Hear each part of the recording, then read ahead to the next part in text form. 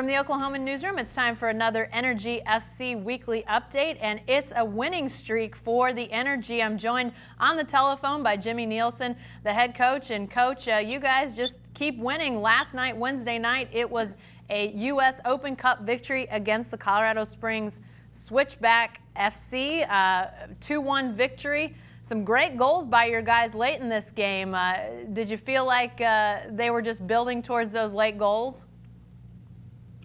I agree 100% with you. I thought we managed the game extremely well the first 70 minutes. Found the killer the last 20 minutes of the game. Scored 2 fantastic goals. Gave away a sloppy PK, but we came in here to go through to the next round, and we accomplished that. And I also truly believe that we had a fantastic performance. We played extremely well. Good as a team, attacked well, defended well. Some very good individual performances. So I was very pleased with the victory yesterday.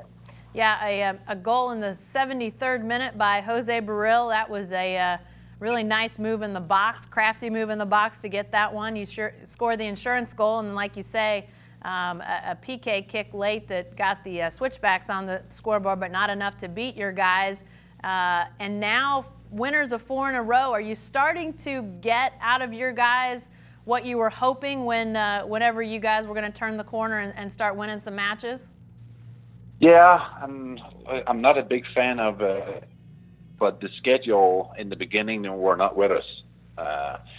We struggled to find rhythm. We had a bye, we played a game, we had a double bye, we played a game, we had another bye. We struggled to find the momentum.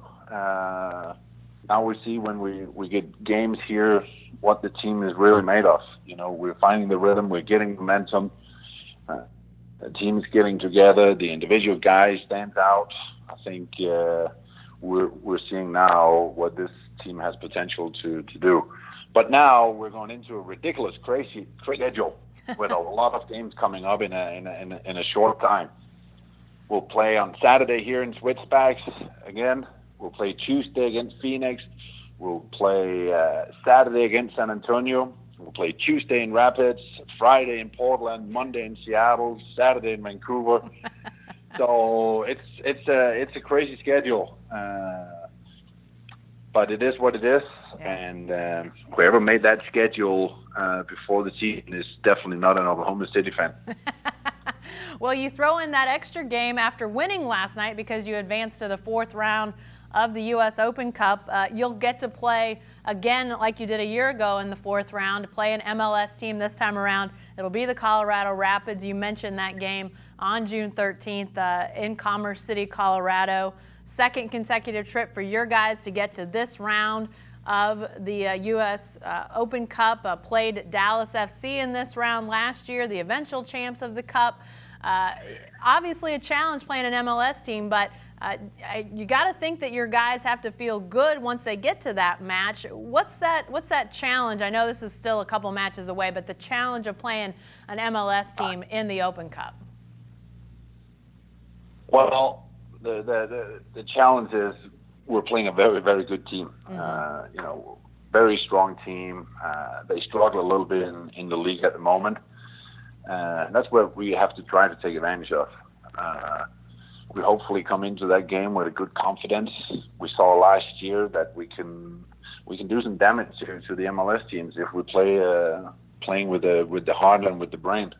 We did a fantastic job last year where we took FC Dallas to penalty shootouts. They ended up winning the U.S. Open Cup later. But we got to go in there with the mindset that we have nothing to lose. We got to go out there and play our chance and take our chances. If we win that game, that's absolutely fantastic. If we lose, well, that's probably what everyone expects around soccer in America. Yeah, but like you say, a few matches before that, let's talk about this next one. Another match against the Switchbacks, kind of just a fluke in the scheduling here to have a regular season match on the heels of that Open Cup match, and that's Saturday at 7 p.m. What's the key to replicating what happened last night, Wednesday night, in the Open Cup match in this regular season match on Saturday? Yeah, well, the last few games we've been in Colorado, we came at a goal down early, and we had to chase and chase and chase. and we burned out. You know, the altitude got us in those games. Yesterday, we took really good care of the ball. It was kind of opposite. We were chasing and chasing. We had amazing possession, good ball movement, good movement off the ball, good energy level. And we need to bring that again on Saturday. And hopefully if the game turns out like it did yesterday, where we can have some decent possession, we have a fair chance to win that game again on Saturday.